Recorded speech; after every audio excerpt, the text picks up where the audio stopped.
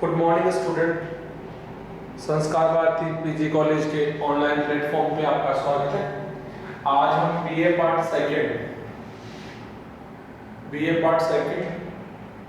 के first paper का समष्टिगत अवधारणाओं का पार्ट 2 पढ़ने जाने। पहले कुछ अवधारणाएं ऐसी थी जिनको बारे में हम कल बात कर रहे थे लेकिन पूरी नहीं हो पाई। आज इन अवधारणाओं को ढंग से पढ़ते हैं और समझने का प्रयास करते हैं कि ये अवधारणाएं का अपने जीवन में क्या महत्व है और इनका समष्टिगत किस प्रकार से उपयोग है, इनका आज हम अध्ययन करेंगे। कल हम कुछ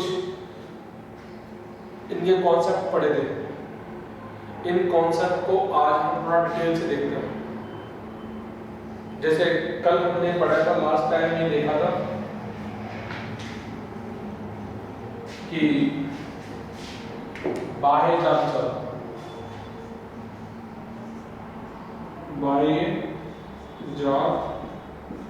चर और अंतःजात चर कल इनके बारे में बात की थी। तो एक बार दोबारा से रिकैप करके छोटा सा फिर आगे चलते हैं। बाह्य जात चर अर्थव्यवस्था को प्रभावित करने वाले वे चर हैं जो अर्थव्यवस्था को बाह्य तौर से प्रभावित करते हैं, जैसे आयात और निर्यात।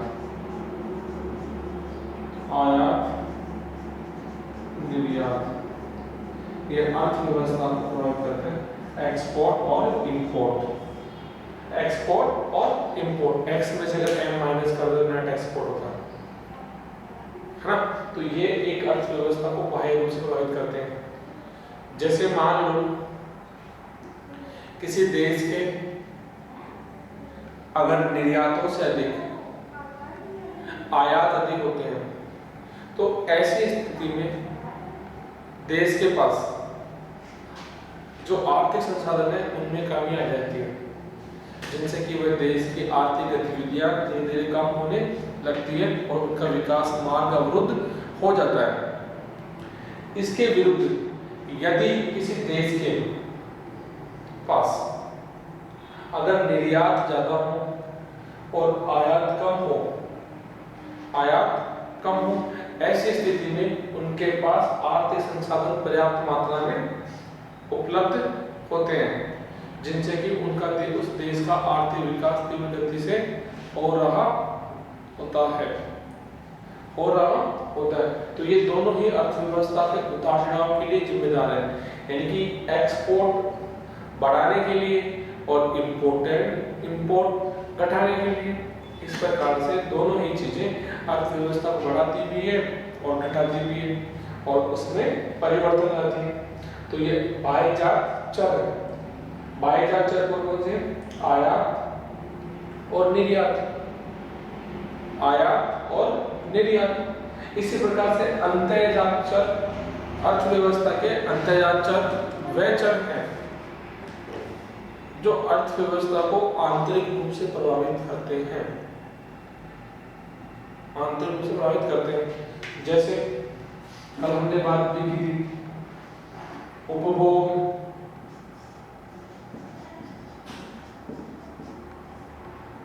उत्पादन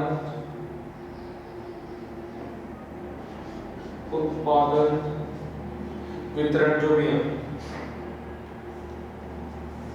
जैसे आगे ब्याज की दर,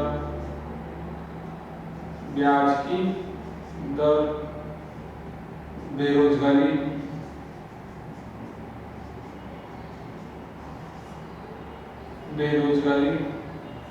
मुद्रास्फीति,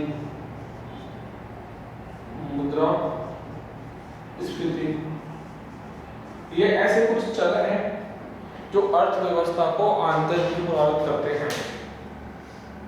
जैसे अगर देश की जनसंख्या में उपभोग करने वाले लोगों का अधिक हिस्सा होता है तो ऐसी स्थिति में एक देश के आयात ज्यादा बढ़ते हैं और निवेश के लिए उनका व्यवस्था नहीं है।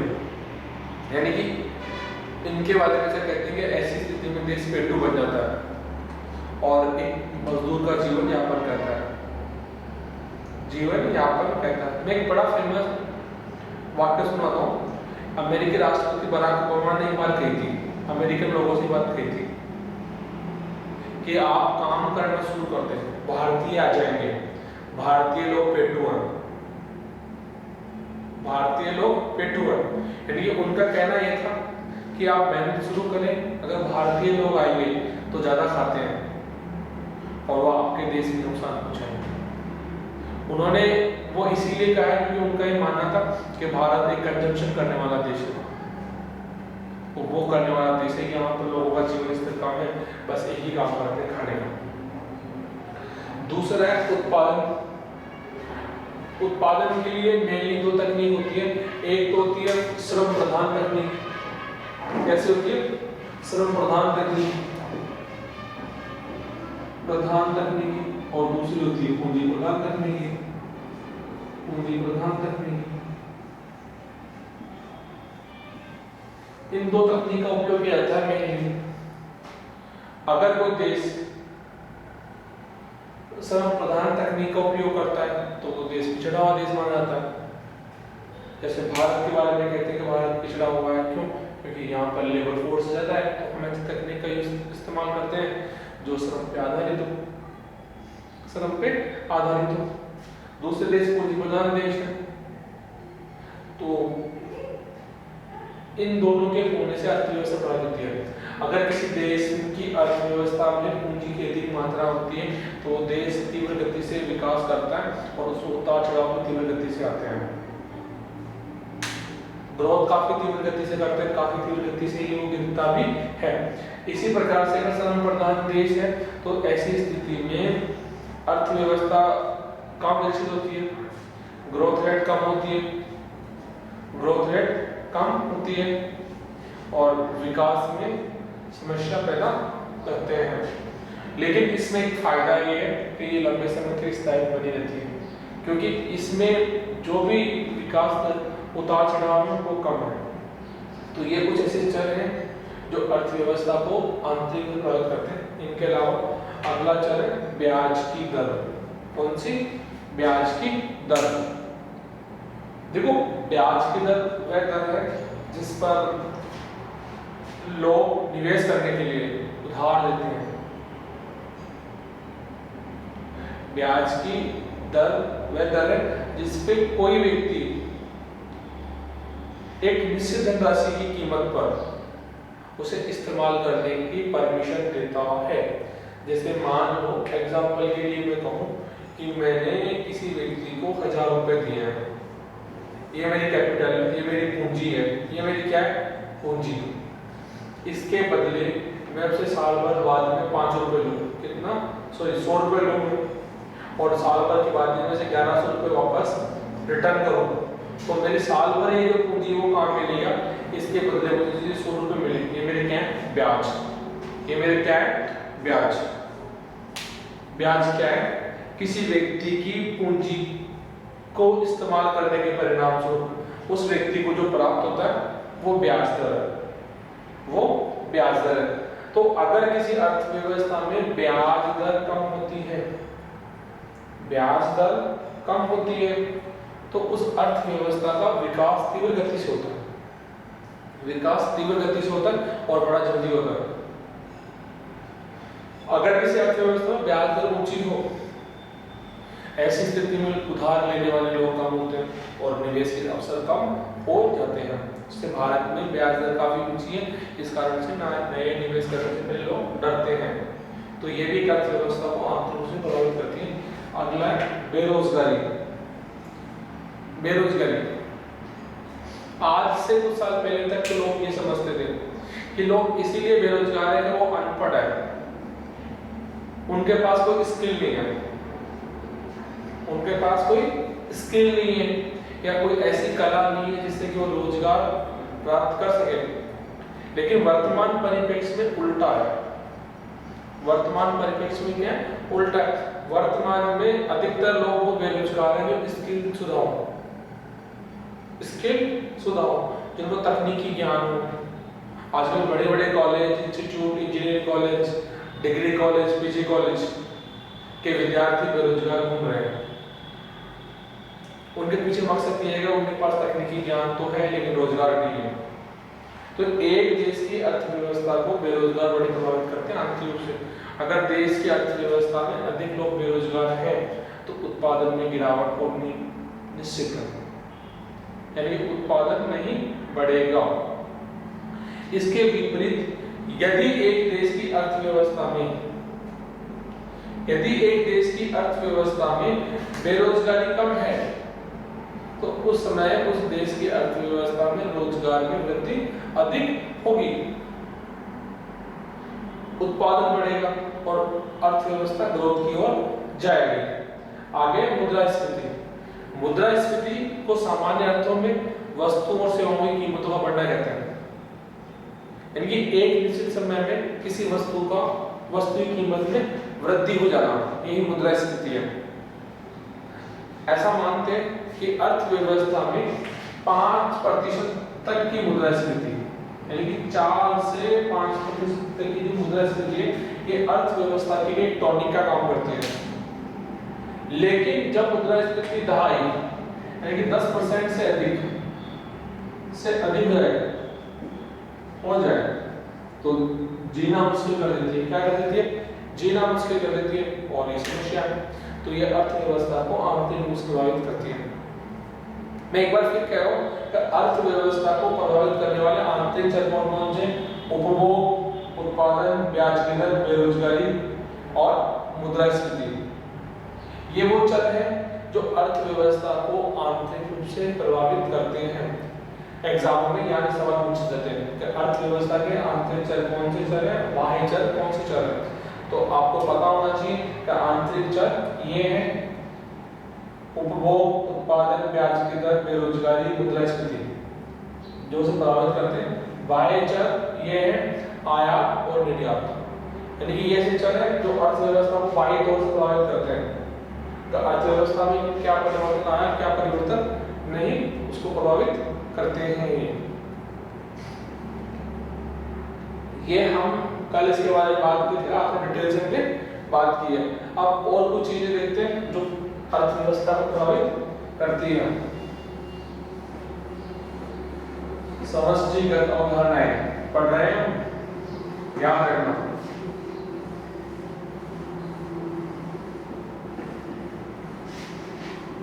समष्टिगत अवधारणाएं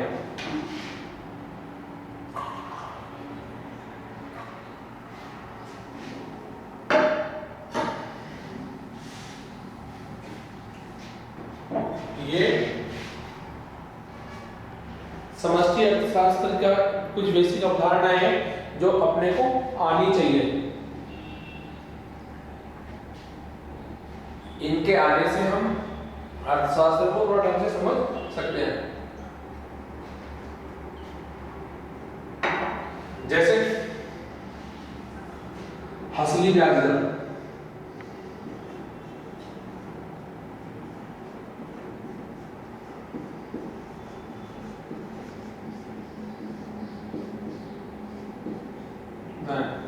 पहले असली ब्याज दर। ब्याज दर को अगर सामान्य अर्थ में मैं कभी थोड़ी देर समझाने की कोशिश की थी। ब्याज दर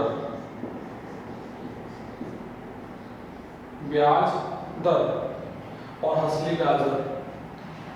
ब्याज दर वह दर है जिसपे कोई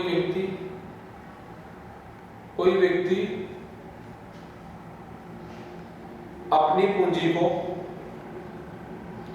एक निश्चित किराए पर किसी को उधार देता हो, या हम किसी दूसरे की पूंजी को इस्तेमाल करने के बदले उसे मूल राशि के साथ साथ जो चुकाते हैं उसे ब्याज कहते हैं। ठीक है, ये और असली ब्याज दर कहते हैं कि ब्याज दर में से मुद्रास्फीति, कौन सी स्थिति? मुद्रास्फीति, इस स्थिति की दर को आप घटा दें तो असली ब्याज दर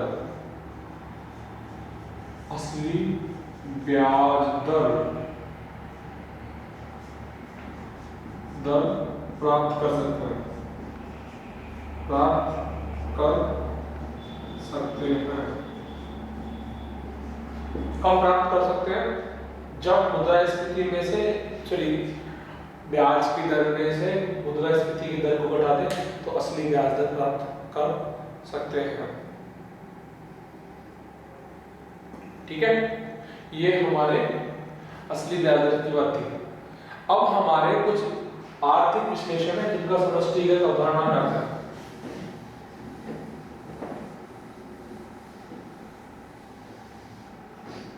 हमारे आर्थिक विश्लेषण, समष्टिगत आर्थिक विश्लेषण, आर्थिक विश्लेषण, विश्लेषण ऐसे विश्लेषण जिनका अध्ययन करके हम किसी निष्कर्ष पर पहुंचे उनको आर्थिक विश्लेषण कहते हैं। ऐसे विश्लेषण हम व्यष्टि अर्थशास्त्र में करते हैं और समष्टि अर्थशास्त्र में भी करते हैं। इन विश्लेषणों के अध्ययन से हम कुछ कॉन्सेप्ट या कुछ अवधारणाओं की स्थापना करते हैं और समझने का प्रयास करते हैं कि ये किस प्रकार से है या नहीं है। जैसे आर्थिक विश्लेषण में पहला विश्लेषण है स्थितिकी। स्थितिकी आर्थिक विश्लेषण, आर्थिक विश्लेषण ये हमारे पहले एनालिसिस है। पहला आर्थिक विश्लेषण, स्थिति की आर्थिक विश्लेषण। अगर मैं स्थिति की आर्थिक विश्लेषण की बात करूं तो स्थिति की आर्थिक विश्लेषण उस संतुलन को दर्शाता है जिसमें एक निश्चित बिंदु पर किसी अर्थव्यवस्था की स्थिर अवस्था को दर्शाया जाता है, अर्थात जहां पर समय तत्व का अभाव हो, समय तत्व का अभाव हो। ऐसे विश्लेषण को स्थिति की आर्थिक विश्लेषण कहते हैं। स्थिति की संतुलन या स्थिति की विश्लेषण वह संतुलन होता है जिसमें समय के एक निश्चित बिंदु पर या दो से अधिक चल राशियों की ऐसा साम्य बिंदु जिसमें समय का कोई योगदान न हो, अर्थात समय रहित हो। मेरा कहने का मतलब ये है कि स्थिति की आर्थिक विश्लेषण में हम एक पर्टिकुलर बिंदु पे अध्ययन करते हैं जो टाइमलेस हो, जिसमें कोई विश्लेषण या कोई समय की पाबंदी नहीं हो। ऐसे विश्लेषण को हम स्थिति की आर्थिक विश्लेषण कहते हैं। स्थिति की आर्थिक विश्लेषण दो प्रकार के होते हैं। एक तो होता है व्यष्टि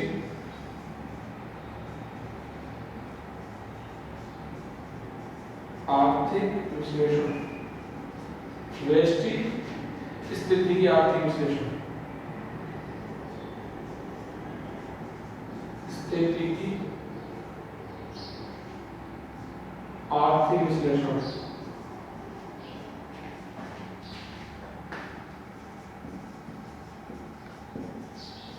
विश्लेषण दूसरा है समष्टि स्थिति की आर्थिक विश्लेषण, स्थिति की आर्थिक विश्लेषण, आर्थिक विश्लेषण। ये दो विश्लेषण है, एक समष्टिगत है, एक व्यष्टिगत है। ये हमारे सिलेबस में नहीं है और ये हमारे सिलेबस में है। तो लेकिन फिर एक बार देख लेते हैं व्यष्टि।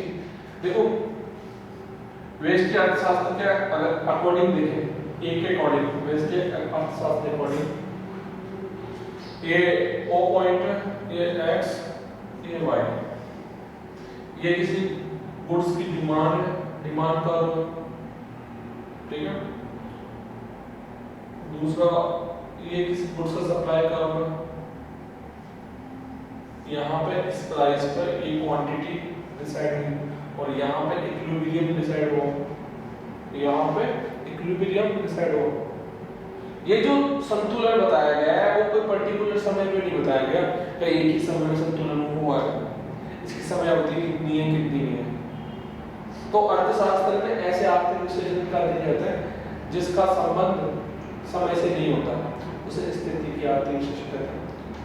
यानी कि अर्थव्यवस्था में बहुत सारे उतार चढ़ाव आए होंगे, नीचे भी रहा होगा ऊपर रहा होगा, लेकिन फिर भी एक संतुलन में है। ये उसी प्रकार से जिस प्रकार से एक नल है जिसमें ऊपर से पानी आ रहा है और नीचे से पानी जा रहा है, लेकिन नल बर्तन का पानी बराबर है, बर्तन का पानी बराबर है। तो इसमें हुआ क्या कि अर्थव्यवस्था में परिवर्तन तो आ रहा है, यानी कि बैकेट में पानी तो आ रहा है, पानी जा भी रहा है लेकिन लेवल कम नहीं है। क्यों? क्योंकि वो स्थिर है। तो ऐसे ही विश्लेषण हम स्थिति के अर्थशास्त्र में करते हैं, यानी कि दिखने में तो बाहरी तौर पर अर्थव्यवस्था में कोई परिवर्तन नहीं होता, लेकिन आंतरिक रूप से परिवर्तन होता है और बाहरी तरीके से देखने पर हम कुछ नहीं पाते। जैसे 4 नई मशीनरी का निवेश करने पर 4 मशीनों का खराब हो जाना, ऐसी स्थिति को स्थिर अवस्था है। क्यों? क्योंकि कोई नया निवेश नहीं हुआ है, नया निवेश तो हुआ है लेकिन उत्पादन प्रक्रिया पे कोई प्रभाव नहीं पड़ा है। उत्पादन प्रक्रिया वैसी ही है जैसी वो चली आ रही थी, है ना, वैसी ही जैसी वो चली आ रही थी। इस प्रकार से ये इस पे ये विश्लेषण यहाँ पे हम देखने पर लगता है कि स्थिति की अर्थशास्त्र में हम एक संतुलन करते हैं, इसका अध्ययन करते हैं, संतुलन करते हैं, एक निश्चित संतुलन का अध्ययन करते हैं जिसका संबंध कोई समय से नहीं होता, अर्थात समय रहित संतुलन। कैसा संतुलन? समय रहित संतुलन। संतुलन कैसा हो? जो टाइम लेस हो, जिसमें टाइम की कोई बाउंडेशन नहीं हो, ऐसे संतुलन का हम इसमें अध्ययन करते हैं। और ये व्यष्टिगत है, ऐसे संतुलन हमेशा आंशिक होते हैं, पार्शियली होते हैं। कैसे होते हैं? आंशिक संतुलन होता है। क्या संतुलन होता है? आंशिक संतुलन होता है, याद रखना। कैसे संतुलन होते हैं? आंशिक संतुलन होता है। दूसरा समष्टिगत स्थिति की आर्थिक संतुलन। इसको समझने के लिए अगर बात करें तो देखते हैं, समष्टिगत अवधारणाएं पढ़ेंगे तो कुल उत्पादन, कुल आय, कुल, ये हमारा कॉन्सेप्ट है। ये एक देश की एग्रीगेट सप्लाई है, कई सप्लाई है, एग्रीगेट सप्लाई है। ये एक देश की aggregate demand, AD, aggregate supply और एग्रीगेट डिमांड, ये ओ है, ये एक्स है, ये वाई है, ये एडी है, ये सी प्लस आई के बराबर है। Aggregate demand equal to C plus I. जो एग्रीगेट सप्लाई है ये इनकम है, ये सी प्लस एस के बराबर है, यानी कंजम्पशन प्लस इक्वल को देखेंगे। और ये जहां पे क्रॉस हुआ यहां पर इक्विलिब्रियम हुआ। ये जो हमारे इक्विलिब्रियम है ये समष्टि अर्थशास्त्र का एक पार्शियली सामान्य संतुलन है, जबकि व्यष्टि अर्थशास्त्र जितने भी हम विश्लेषण करते हैं वो आंशिक होते हैं। वो कैसे होते हैं? ये आंशिकता मैंने आपको यहाँ लिखा भी है, जबकि ये सामान्य संतुलन है। अर्थात इन दोनों में अंतर ये है कि इस संतुलन में तो जब अध्ययन करते हैं तो किसी चीज को स्थिर मानते हैं, जबकि ऐसे विश्लेषण करते समय हम किसी चीज को स्थिर नहीं मानते। यहाँ पर एग्रीगेट डिमांड, एग्रीगेट सप्लाई और एग्रीगेट डिमांड के द्वारा यहाँ पर इस सामान्य कीमत स्तर पर ये जनरल प्राइस है और ये आय का स्तर है। यहाँ जो संतुलन हुआ उसको हम समष्टिगत स्थिति की आर्थिक विश्लेषण कहते हैं। ये संतुलन और इस संतुलन में समानता यही है कि यहाँ पर हम अध्ययन संतुलन का कर रहे हैं, लेकिन इस बात का अध्ययन नहीं कर रहे कि किस समय में हुआ है नहीं हुआ। मैं आपको फिर एक एग्जांपल देता हूँ कि एक बैकेट है, उसमें एक गिलास पानी डालें और एक गिलास निकालें तो पानी वैसा का वैसा रहेगा, कोई परिवर्तन नहीं आएगा। यही संतुलन है। अर्थव्यवस्था में परिवर्तन होते रहते हैं, हर साल अर्थव्यवस्था में ऐसे बहुत सारे परिवर्तन हैं जो लगातार होते रहते हैं, लगातार होते रहते हैं और उनमें उतार चढ़ाव आता रहता है, आता रहता है। तो इनका हम अध्ययन समष्टिगत आर्थिक विश्लेषण में करते हैं।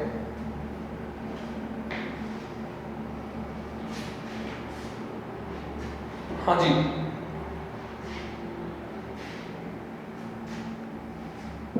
ये हमारे पहला विश्लेषण हो गया।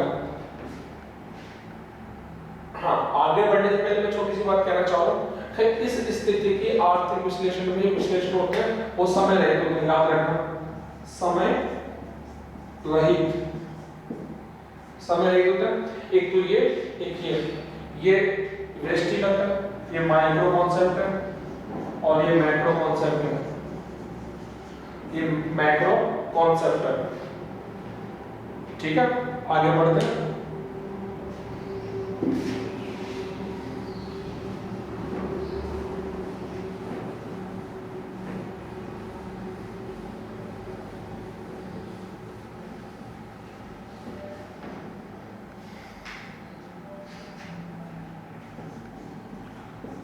तुलनात्मक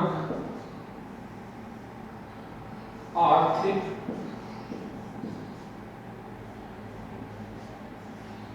विश्लेषण, यह हमारे समष्टिगत अवधारणाओं में आर्थिक विश्लेषण का दूसरा कॉन्सेप्ट है। इस कॉन्सेप्ट में हम अगर बात करें तो इसमें हम किसी एक निश्चित समय अवधि में होने वाले परिवर्तन का अध्ययन करते हैं।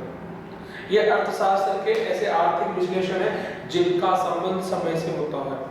अभी मैंने स्थिति के बारे में बात की कि वो संबंध, वो विश्लेषण ऐसे है जिसमें समय रहित हो, जबकि तुलनात्मक आर्थिक विश्लेषण ऐसे आर्थिक विश्लेषण है जिनका संबंध एक निश्चित समय अवधि से होता हो। तो जैसे, और ये विश्लेषण दो प्रकार के हैं, इनका संबंध समय अवधि से है, समय अवधि से होता है। किससे होता है? समय अवधि से होता है। एग्जाम्पल के लिए क्या है, दो कॉन्सेप्ट में, एक माइक्रो कॉन्सेप्ट में, एक व्यष्टि अर्थशास्त्र, व्यष्टि तुलनात्मक आर्थिक विश्लेषण, आर्थिक विश्लेषण, एक तो ये और दूसरा समष्टि आर्थिक विश्लेषण, समष्टि तुलनात्मक आर्थिक विश्लेषण।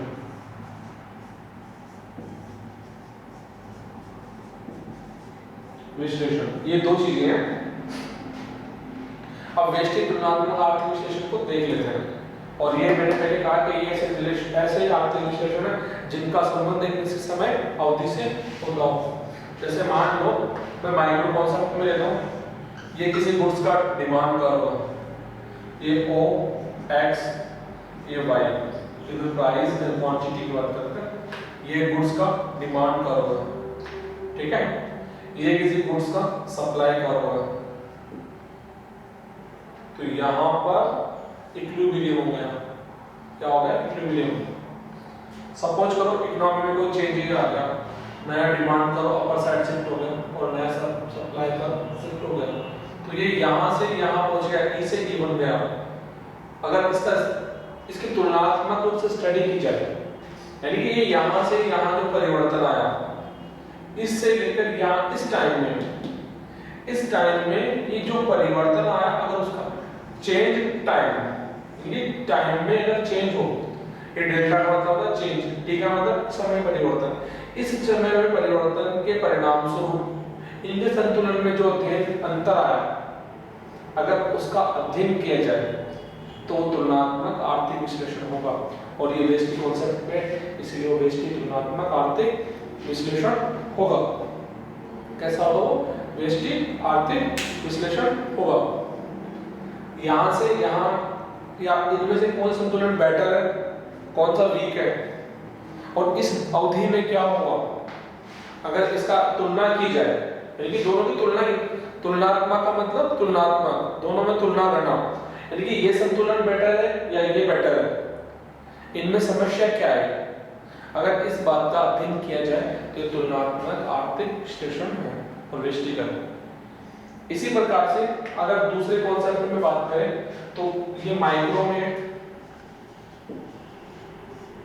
व्यष्टि तुलनात्मक आर्थिक विश्लेषण। दूसरे प्रकार का विश्लेषण ये कि ये मान लो एग्रीगेट सप्लाई, ये आपका एग्रीगेट डिमांड,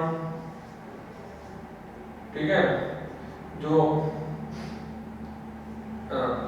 ये एग्रीगेट डिमांड, यहाँ पे इक्विलिब्रियम हो गया साहब, इसमें चेंज आया और ये अपर साइड शिफ्ट हो गया, ये ई से E1 में से दोनों कौन सा बेटर है, y से Y1 में अगर तुलनात्मक रूप से अध्ययन किया जाए, चेंज y में तुलनात्मक रूप से अध्ययन किया जाए तो हमारा समष्टिगत तुलनात्मक आर्थिक विश्लेषण है। कैसा विश्लेषण है? तुलनात्मक आर्थिक विश्लेषण है। इस बात का अध्ययन करते हैं और अध्ययन करते हुए इसमें परिवर्तन किस प्रकार से आया, किस प्रकार से नहीं, इस चीज का भी हम इसमें तुलनात्मक रूप से अध्ययन करते हैं। ये हमारा समष्टिगत तुलनात्मक आर्थिक विश्लेषण हो गया। समष्टिगत तुलनात्मक आर्थिक विश्लेषण दो प्रकार के, ये व्यष्टि तुलनात्मक आर्थिक विश्लेषण, ये समष्टिगत आर्थिक विश्लेषण ये। तो इन दोनों को ढंग से देखें और इनके कॉन्सेप्ट को समझने का प्रयास करें, क्योंकि ये आपके एग्जाम में बार बार पूछे जाते हैं। इनके संबंध में एक बड़े अर्थशास्त्री रहे हैं हिग्स, उन्होंने पुस्तक लिखी थी जिसका नाम था value of capital. Value of capital में कहा कि मैं अर्थशास्त्र के वह आर्थिक विश्लेषण जिसमें समय की बारे में बात करता हूं उसे स्थिति की बोलूंगा, अर्थशास्त्र के वह आर्थिक विश्लेषण जिसमें समय की कोई बात नहीं हो उसे मैं स्थिति की कहूंगा, और जिसमें एक निश्चित समय अवधि का अध्ययन किया जाए उसे मैं प्रावैगिकी बोलूंगा मैं। इस प्रकार से प्रोफेसर हिग्स ने इनको डिफाइन करने का प्रयास किया है और इन्होंने समझाने का प्रयास किया है कि ये किस प्रकार के आर्थिक संतुलन है। डेविड रिकार्डो इसके महान समर्थक रहे हैं, और उन्होंने इस बात को एक्सप्लेन करने का प्रयास किया है कि ये इन विश्लेषणों पर आधारित विश्लेषण इकोनॉमिक्स में किए जाए। ये हमारा टॉपिक पर एक प्रावैगिक विश्लेषण बच गया है, बच्चों कल पढ़ेंगे उसे।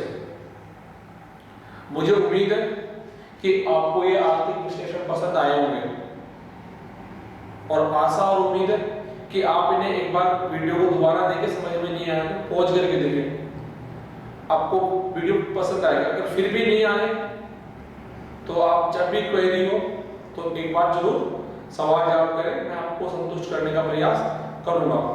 मुझे आशा और उम्मीद है कि आप घर पे रहेंगे, सुरक्षित रहेंगे। Stay home and safe. Thank you, धन्यवाद।